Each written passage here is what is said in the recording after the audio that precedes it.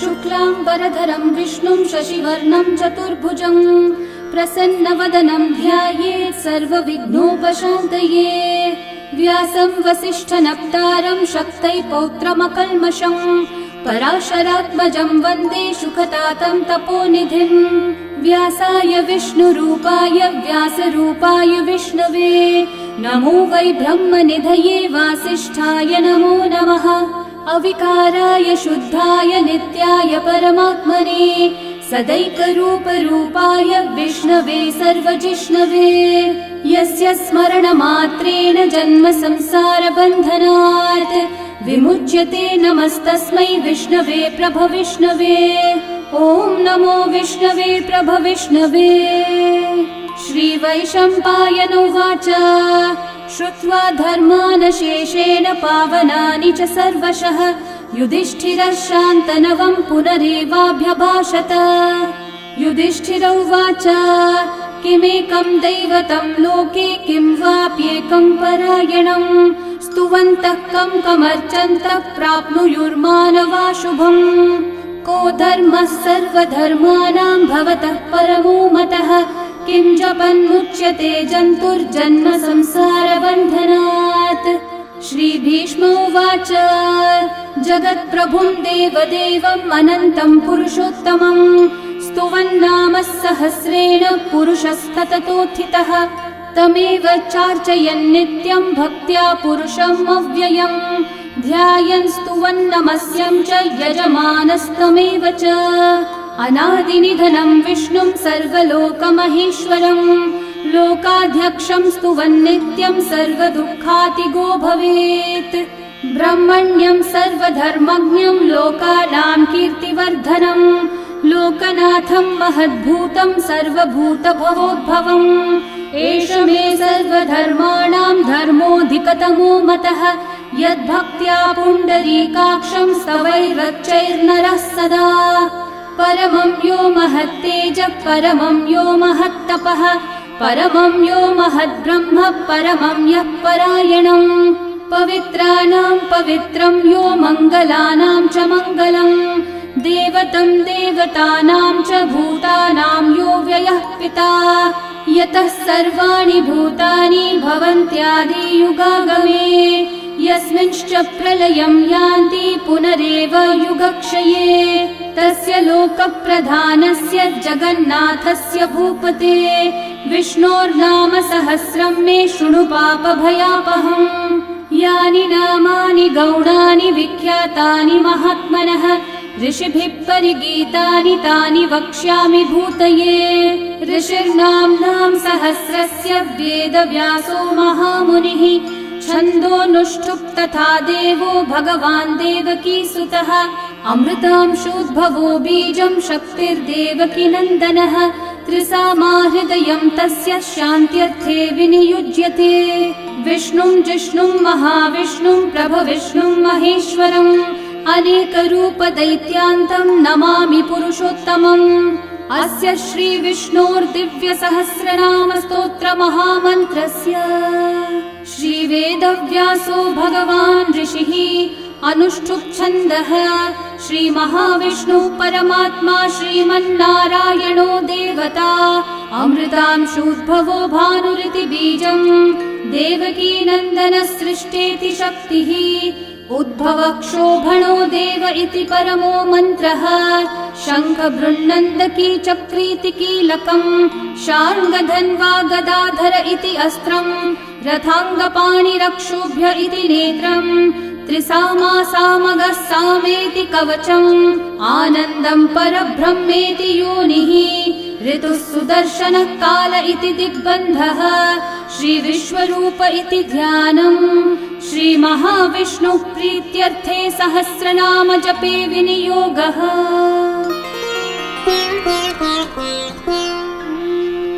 ध्यानम् क्षीरोधन्वत्प्रदेशे शुचिमणिविलसत्सैकते मौक्तिकानां माला क्लृप्तासनस्थस्फटिकमणिनिभैर्मौक्तिकैर्मण्डिताङ्गः शुभ्रैरभ्रैरतभ्रैरुपरि विरचितैर्मुक्तपीयूषवर्षैः आनन्देन पुनीयादरिनलिनगदा शङ्खपाणिर्मुकुन्दः भुःपादौ यस्य नाभिर्वियदसुरनिलश्चन्द्रसूर्यौ च नेत्रे कर्णावाशाः शिरौ द्योर्मुखमपि दहनो यस्य वास्तेयमब्धिः अन्तस्थं यस्य विश्वं सुरनरखगो भोगि गन्धर्वदैत्यैः चित्रं रम्यते त्रिभुवन विपुषं विष्णुमीशं नमामि।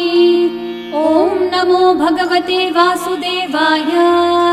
शान्ताकारं भुजगशयनं पद्मनाभं सुरेशं विश्वाधारं गगनसदृशं मेघवर्णं शुभाङ्गं लक्ष्मीकान्तं कमलनयनं योगिहृद्ध्यानगम्यं वन्दे विष्णुं भवभयहरं सर्वलोकैकनाथं मेघश्यामं पीतकौशेयवासं श्रीवत्साङ्कं कौस्तुभोद्भासिताङ्गं पुण्योपेतं पुण्डरीकायताक्षं विष्णुं वन्दे सर्वलोकैकनाथम् नमः समस्तभूतानामादिभूताय भूभृते अनेकरूपरूपाय विष्णवे प्रभविष्णवे सशङ्खचक्रं सकिरीटकुण्डलं सपीतवस्त्रं सरसीरुहेक्षणं सहारवक्षस्थलशोभिकौस्तुभं नमामि विष्णुं शिरसा चतुर्भुजम् छायायां पारिजातस्य हेमसिंहासनोपरि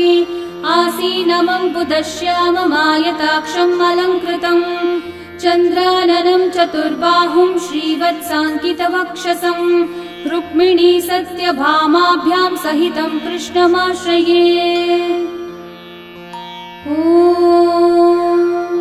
विश्वं विष्णुर्वषट्कारो भूतभव्यभवत्प्रभुः भूतकृद्भूतभृद्भावो भूतात्मा भूतभावनः भूतात्मा परमात्मा च मुक्तानां परमागतिः अव्ययः पुरुषः साक्षी क्षेत्रज्ञोऽक्षर एव च योगो योगविदां नेता प्रधानः पुरुषेश्वरः नारसिंहः वपुः श्रीमान् केशवः पुरुषोत्तमः सर्वः शर्वः शिवस्थाणुर्भूतादिर्निधिरव्ययः सम्भवो भावनो भर्ता प्रभवः प्रभुरीश्वरः स्वयंभू शम्भुरादित्यः पुष्कराक्षो महास्वनः अनादिनिधनो धाता विधाता धातुरुत्तमः अप्रमेयो ऋषिकेशः पद्मनाभोऽमरः प्रभुः विश्वकर्मा मनुस्त्वष्टा स्थविष्ठस्थविरो ध्रुवः अग्राह्यः शाश्वतः कृष्णो लोहिताक्षः प्रतर्दनः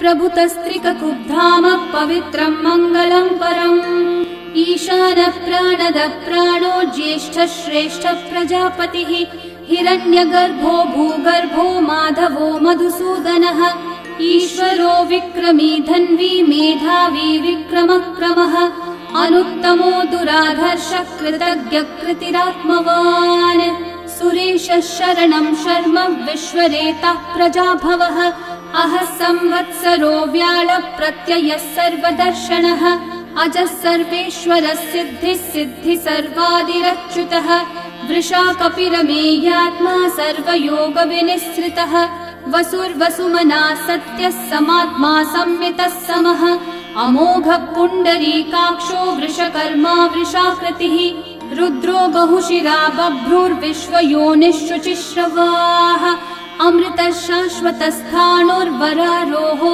महातपाः सर्वगः सर्वविद्भानुः विश्वक्सेनो जनार्दनः वेदो वेदविदव्यङ्गो वेदाङ्गो वेदवित्कविः लोकाध्यक्षः सुराध्यक्षो धर्माध्यक्षः कृताकृतः चतुरात्मा चतुर्व्यूहश्चतुर्दंष्ट्रश्चतुर्भुजः भ्राजिष्णुर्भोजनं भोक्ता सहिष्णुर्जगदादिजः अनघो विजयो जेता विश्वयोनिः पुनर्वसुः उपेन्द्रो वामनः प्रांशुरमोघः शुचिरूर्चितः अतीन्द्रः सङ्ग्रहः सर्गो धृतात्मा नियमो यमः वेद्यो वैद्यः सदा योगी वीरः माधवो मधुः अतीन्द्रियो महामायो महोत्साहो महाबलः महाबुद्धिर्महावीर्यो महाशक्तिर्महाद्युतिः अनिर्देश्य वपुः श्रीमान् अमेयात्मा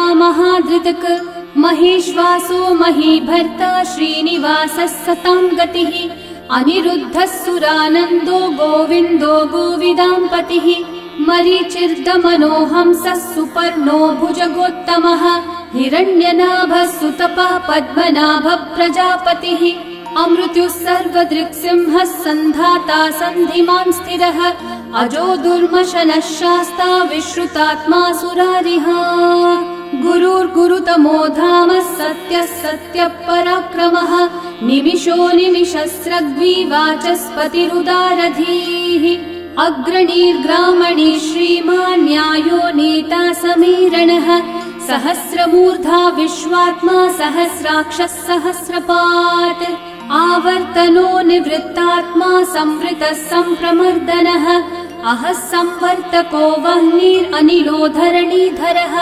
सुप्रसादः प्रसन्नात्मा विश्वदृग्विश्वभुग्विभुः सत्कर्ता सत्कृतः साधुर्जन्मोर्नारायणो नरः असंख्येयो प्रमेयात्मा विशिष्टः शिष्टकृच्छुचिः सिद्धार्थः सिद्धसङ्कल्पः सिद्धिदः सिद्धिसाधनः वृषाही वृषभो विष्णुर्वृषपर्वा वृषोदरः वर्धनो वर्धमानश्च विविक्तः श्रुतिसागरः सुभुजो दुर्धरो वाग्मी महेन्द्रो वसुदो वसुः नैकरूपो बृहद्रूपः क्षिपिविष्टप्रकाशनः ओजस्तेजोद्युतिधरः प्रकाशात्मा प्रतापनः रिद्धस्पष्टाक्षरो मन्त्रश्चन्द्रांशूर्भास्करद्युतिः अमृतांशूद्भवो भानुः सुरेश्वरः औषधं जगतः सेतुः सत्यधर्मः पराक्रमः भूतभव्यभवन्नाथः पवनः पावनो नलः कामः कामकृत्कान्तः कामः कामप्रदः प्रभुः युगादिकृद्युगावर्तो नैकमायो महाशनः अदृश्यो व्यक्तरूपश्च सहस्रजिदनन्तजित् इष्टो विशिष्टशिष्टेष्ठः शिखण्डी नहुषो वृषः क्रोधः क्रोधकृत्कर्ता विश्वबाहुर्महीधरः अच्युतः प्रथितः प्राणः प्राणदो वासवानुजः अपान्निधिरधिष्ठानम् अप्रमत्तः प्रतिष्ठितः स्कन्दस्कन्दद्धरो धुर्यो वरदो वायुवाहनः वासुदेवो बृहद्भानुरादिदेवः पुरन्दरः अशोकस्थारणस्थारः शूरः शौरिर्जनेश्वरः अनुकूलः शतावर्तः पद्मी पद्मनिभीक्षणः पद्मनाभोरविन्दाक्षः पद्मगर्भः शरीरभृत् महर्धिरिद्धो वृद्धात्मा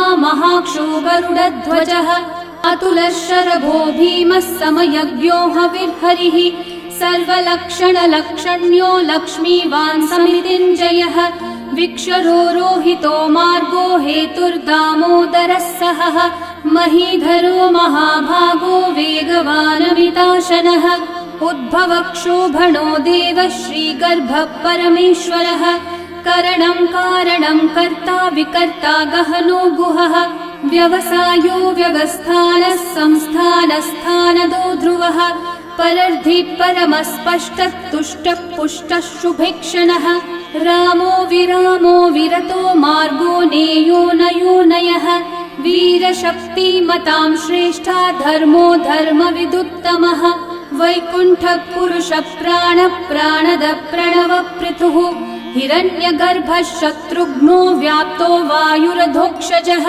ऋतुः सुदर्शनः कालः परमेष्ठी परिग्रहः उग्रः संवत्सरो दक्षो विश्रामो विश्वदक्षिणः विस्तारस्थावरस्थाणु प्रमाणं बीजमव्ययम् अर्थोऽनर्थो महाकोशो महाभोगो महाधनः अनिर्विण्णस्थविष्ठो भूर्धर्मयूपो महामखः नक्षत्रनेमिर्नक्षत्री क्षामः समीहनः यज्ञयुज्यो महेज्यश्च क्रतुः सत्रं सताङ्गतिः सर्वदर्शी विमुक्तात्मा सर्वज्ञो ज्ञानमुत्तमम् सुहृतः सुमुखः सूक्ष्मः सुघोषः सुखदः सुहृत् मनोहरो जितक्रोधो वीरबाहुर्विदारणः स्वापनः स्ववशो व्यापी नैकात्मा नैककर्मकृत् वत्सरो वत्सलो वत्सी रत्नगर्भो धनीश्वरः धर्मगुग्धर्मकृद्धर्मी सदसक्षरमक्षरम् अविज्ञाता सहस्रांशूर्विधाता कृतलक्षणः गभस्तिनेमि सत्त्वस्थः सिंहो भूतमहेश्वरः आदिदेवो महादेवो देवेशो देवभृद्गुरुः उत्तरो गोपतिर्गोप्ता ज्ञानगम्यः पुरातनः शरीरभूतभृद्भोक्ता कपीन्द्रो भूरि दक्षिणः सोमपो मृतपः सोमः पुरुजित्पुरुसत्तमः विनयोजयः सत्यसन्धो दाशारः सात्वतां पतिः जीवो विनयिता साक्षी मुकुन्दोमितविक्रमः अम्भो निधिरनन्तात्मा महोदधिशयोऽन्तकः अजो महार्हः स्वाभाव्यो जिता मित्रप्रमोदनः आनन्दो नन्दनो नन्दः सत्यधर्मा त्रिविक्रमः महर्षि कपिलाचार्य कृतज्ञो मेदिनीपतिः त्रिपदस्त्रिदशाध्यक्षो महाशृङ्गकृतान्तकृत् महावराहो गोविन्दः सुषेणः कनकाङ्गदी गुह्यो गभीरो गहनो गुप्तश्चक्रगदाधरः वेधास्वाङ्गोजितः कृष्णो दृढसङ्कर्षणोच्युतः वरुणो वारुणो वृक्षः पुष्कराक्षो महामनाः भगवान् भगहानन्दी वनमाली हलायुधः आदित्यो ज्योतिरादित्यः सहिष्णुर्गतिसत्तमः सुधन्वा खण्डपरशुर्दारुणो द्रविणप्रदः दिवस्पृक् सर्वदृग्व्यासो वाचस्पतिरयो निजः त्रिसामासामगः सामन्निर्वाणं भेषजम्भिषक् सन्न्यासकृच्छमः शान्तो निष्ठा शान्तिपरायणम् शुभाङ्गः शान्तिदः सृष्टा कुमुदः कुवलेशयः गोहितो गोपतिर्गोप्ता वृषभाक्षो वृषप्रियः अनिवर्ती निवृत्तात्मा संक्षेप्ताक्षेमकृच्छिवः श्रीवत्सवक्षा श्रीवास श्रीपति श्रीमतांवरः श्रीधर श्रीश श्रीनिवास श्रीनिधि श्रीविभावनः श्रीधर श्रीकर श्रेय श्रीमान् लोकत्रयाश्रयः स्वक्षस्वङ्गः शतानन्दो नन्दिर्ज्योतिर्गणेश्वरः विजितात्मा विधेयात्मा सत्कीर्तिश्चिन्न संशयः उदीर्णः सर्वतश्चक्षुरनीशः शाश्वतस्थिरः भूषयो भूषणो भूतिर्विशोकः शोकनाशनः अर्चिष्मान् अर्चितः कुम्भो विशुद्धात्मा विशोधनः अनिरुद्धो प्रतिरथः प्रद्युम्नोमितविक्रमः कालनेमी निहावीरः शौरी शूरजनेश्वरः त्रिलोकात्मा त्रिलोकेशः केशवः केशिहा हरिः कामदेवः कामपालः कामी कान्तः कृतागमः अनिर्देश्य वपुर्विष्णु वीरोऽनन्तो धनञ्जयः ब्रह्मण्यो ब्रह्मकृद् ब्रह्मा ब्रह्म ब्रह्म विवर्धनः ब्रह्मविद् ब्राह्मणो ब्रह्मी ब्रह्मज्ञो ब्राह्मणप्रियः महाकर्मो महाकर्मा महातेजा महोरगः महाक्रतुर्महायज्वा महायज्ञो महाहविः स्तव्यस्तव प्रियस्तोत्रं स्तुतिस्तोतारणप्रियः पूर्णपूरयिता पुण्यकीर्तिरणामयः मनोजवस्तीर्थकरो वसुरेता वसुप्रदः वसुप्रदो वासुदेवो वसुर्वसुमनाहविः सद्गति सत्कृति सत्ता सद्भूति सत्परायणः शूरसेनो यदुश्रेष्ठः सन्निवासः सुयामुनः भूता वासो वासुदेवः सर्वासु निलयो नलः दर्पः दर्पदो दृप्तो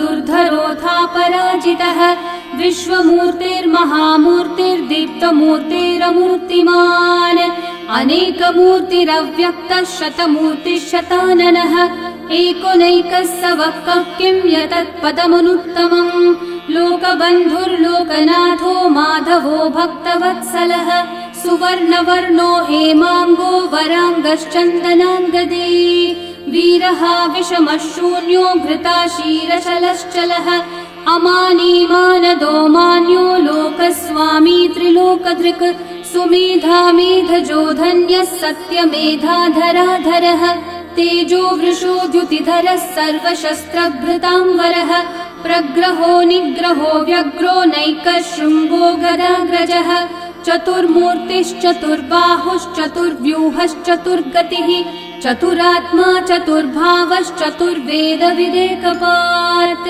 समावर्तो निर्वृत्तात्मा दुर्जयो दुरतिक्रमः दुर्लभो दुर्गमो दुर्गो दुरावासो दुरारिहा शुभाङ्गो लोकसारङ्गः सुतन्तुस्तन्तुवर्धनः इन्द्रकर्मा महाकर्मा कृतकर्मा कृतागमः उद्भवः सुन्दर सुन्दो रत्ननाभः सुलोचनः अर्को वाजस्सनः शृङ्गी जयन्तः सर्वविजयी सुवर्णबिन्दुरक्षोभ्यः सर्ववागीश्वरेश्वरः महाहृदो महाकर्तो महाभूतो महानिधिः कुमुदः कुन्दरः कुन्दः पर्जन्यः पावनो निलः अमृताशोऽमृतवपुः सर्वज्ञः सर्वतोमुखः सुलभः सुव्रतः सिद्धः शत्रुजिच्छत्रुतापनः न्यग्रोधोदंवरोऽश्वत्थः चाणूरान्ध्रनिषूदनः सहस्रार्ची सप्तजिह्वा सप्तैधा सप्तवाहनः अमूर्तिरनघोचिन्त्यो भयकृद्भयनाशनः अनुर्बृहत्कृशस्थूलो गुणवृन्निर्गुणो महान् अधृतस्वधृतस्वास्य प्राग्वंशो वंशवर्धनः भारभृत्कथितो योगी योगीशः सर्वकामदः आश्रमश्रमणश्रामः सुपर्णो वायुवाहनः धनुर्धरो धनुर्वेदो दण्डो दमयिता दमः अपराजितः सर्वसहो नियन्ता नियमो यमः सत्त्ववान् सात्विकः सत्यः सत्यधर्मपरायणः अभिप्रायप्रियार्होर्हः प्रियकृत्प्रीतिवर्धनः विहाय स गतिर्ज्योतिः सुरचिर्हुतभुक् विभुः रविर्विरोचनः सूर्यः सविता रविलोचनः अनन्तो हुतभुग्भोक्ता सुखदो नैकजोऽग्रजः अनिर्विण्णः सदा मर्षि लोकाधिष्ठानमद्भुतः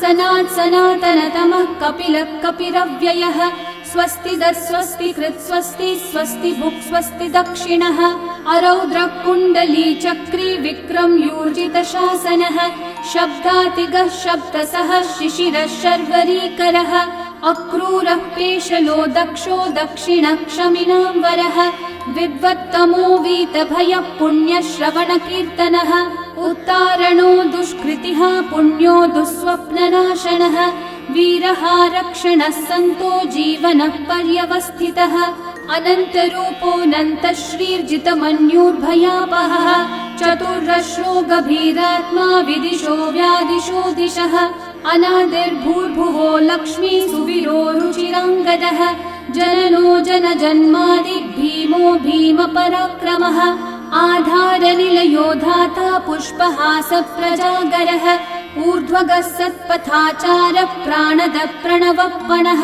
प्रमाणं प्राणनिलयं प्राणभृत् प्राणजीवनः तत्त्वं तत्त्वविदेकात्मा जन्म मृत्युजरातिगः भूर्भुवः स्वस्तरुस्तारः सविता प्रपितामहः यज्ञो यज्ञपतिर्यज्वा यज्ञाङ्गो यज्ञवाहनः यज्ञभृद्यज्ञकृद्यज्ञी यज्ञभुग्यज्ञसाधनः यज्ञातकृद्यज्ञगुह्यामन्नमन्नादयेव च आत्मयोनिः स्वयं जातो वैखानः सामगायनः देवकीनन्दनः सृष्टा शितीशः पापनाशनः शङ्खबृन्नन्दकी चक्री शार्ङ्गधन्वा गदाधरः रथाङ्गपाणिरक्षोभ्यः सर्वप्रहरणायुधः सर्वप्रहरणायुध ॐ नम इति वनमाली गदी शार्ङ्गी शङ्खी चक्री च नन्दकी श्रीमान्नारायणो विष्णुर्वासुदेवोऽभिरक्षतु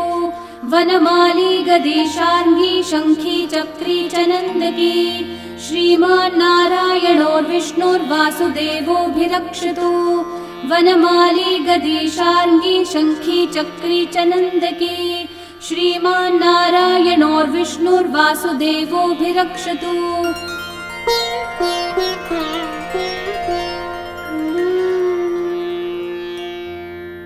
इतीदं कीर्तनीयस्य केशवस्य महात्मनः नाम्नां सहस्रं दिव्यानामशेषेण प्रकीर्तितम्। य इदं शृणुयान् नित्यं यश्चापि परिकीर्तयेत् नाशुभं प्राप्नुयात् किञ्चित् सोमुत्रेह च मानवः। वेदान्तगो ब्राह्मणः स्यात् क्षत्रियो विजयी भवेत् वैश्यो धनसमृद्धः स्यात् शूद्रः सुखमवाप्नुयात् धर्मार्थी प्राप्नुयात् धर्मम् अर्थार्थी चार्थमाप्नुयात् कामानवाप्नुयात् कामी प्रजार्थी चाप्नुयात् प्रजाम्। भक्तिमान् यः सदोत्थाय शुचिस्तद्गतमानसः सहस्रं वासुदेवस्य नाम्नामेतत् प्रकीर्तयेत्। यशः प्राप्नोति विपुलं याति प्राधान्यमेव च अचलां श्रियमाप्नोति श्रेय प्राप्नोत्यनुत्तमम्। न भयं क्वचिदाप्नोति वीर्यं तेजश्च विन्दति भवत्यरोगो द्युतिमान् बलरूपगुणान्वितः। रोगार्तो मुच्यते रोगात् बद्धो मुच्येत बन्धनात् भयान्मुच्येत भीतस्थो मुच्येतापन्न आपदः। दुर्गान्यतितरत्याशु पुरुषः पुरुषोत्तमम् स्तुवन्नाम सहस्रेण नित्यं भक्ति समन्वितः। वासुदेवाश्रयो मर्त्यो वासुदेवपरायणः सर्वपापविशुद्धात्मा याति ब्रह्म सनातनम्। न वासुदेव भक्तानामशुभं विद्यते क्वचित् जन्म मृत्यु जरा व्याधि भयं नैवोपजायते। इमं स्तवमधीयानः श्रद्धा भक्ति समन्वितः युज्येतात्मसुखः शान्ति श्रीधृति स्मृति कीर्तिभिः। न क्रोधो न च मात्सर्यं न लोभो नाशुभा मतिः भवन्ति कृतपुण्यानां भक्तानां पुरुषोत्तमे। द्यौस चन्द्रार्कनक्षत्राखं दिशो भूर्महोदधिः वासुदेवस्य वीर्येण विदतानि महात्मनः। ससुरासुरगन्धर्वं स यक्षोरगराक्षसम् जगद्वशे वर्ततेदं कृष्णस्य सचराचरम्। इन्द्रियाणि मनोबुद्धिः सत्त्वं तेजो बलं द्युतिः वासुदेवात्मकन्याहुः क्षेत्रं क्षेत्रज्ञ एव च। सर्वागमानामाचार प्रथमं परिकल्पते आचार प्रभवो धर्मो धर्मस्य प्रभुरच्युतः। ऋषयः पितरो देवा महाभूतानि धातवः जङ्गमाजङ्गमं चेदं जगन्नारायणोद्भवम्। योगो ज्ञानं तथा साङ्ख्यं विद्या शिल्पादिकर्म च वेदाः शास्त्राणि विज्ञानमेतत् सर्वं जनार्दनात्। एको विष्णुर्महद्भूतं पृथग्भूतान्यनेकशः त्रीन् लोकान् व्याप्य भूतात्मा भुङ्क्ते विश्वभुगव्ययः। इमं स्तवं भगवतो विष्णोर्व्यासेन कीर्तितम् पठेद्य इच्छेत् पुरुषः श्रेयः प्राप्तुं सुखानि च। विश्वेश्वरमजं देवं जगतः प्रभुमव्ययम् भजन्ति ये पुष्कराक्षं न ते यान्ति पराभवम् न ते यान्ति पराभवम्। ॐ नमः इति। अर्जुनोवाच पद्मपत्र विशालाक्ष पद्मनाभः सुरोत्तम भक्तानामनुरक्तानां त्राता भव जनार्दन।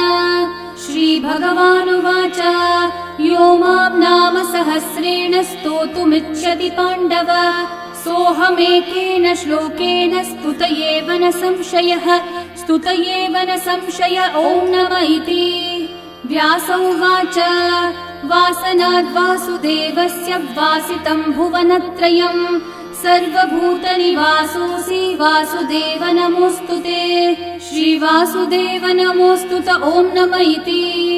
पार्वत्योवाच केनोपायेन लघुना विष्णोर्नाम सहस्रकम् पठ्यते पण्डितेर्नित्यं श्रोतुमिच्छाम्यहं प्रभो। ईश्वरोवाच श्रीराम राम रामेति रमे रामे मनोरमे सहस्रनाम तत्तुल्यं राम नाम वरानने। श्रीराम राम रामेति रमे रामे मनोरमे सहस्रनाम तत्तुल्यं राम नाम वरानने। श्रीराम राम रामेति रमे रामे मनोरमे सहस्रनाम तत्तुल्यं रामनाम वरानने श्रीरामनाम वरानन ॐ नम इति ब्रह्म उवाच नमोऽस्त्वनन्ताय सहस्रमूर्तये सहस्रपादाक्षि शिरोरुबाहवे सहस्रनाम्ने पुरुषाय शाश्वते सहस्रकोटियुगधारिणे नमः सहस्रकोटियुगधारिण ॐ नम इति सञ्जय उवाच यत्र योगेश्वरः कृष्णो यत्र पार्थो धनुर्धरः तत्र श्रीर्विजयो भूतिर्ध्रुवा नीतिर्मतिर्मम श्रीभगवानुवाच अनन्याश्चिन्तयन्तो मा ये जनाः पर्युपासते तेषां नित्याभियुक्तानां योगक्षेमं वहाम्यहम् परित्राणाय साधूनां विनाशाय च दुष्कृतां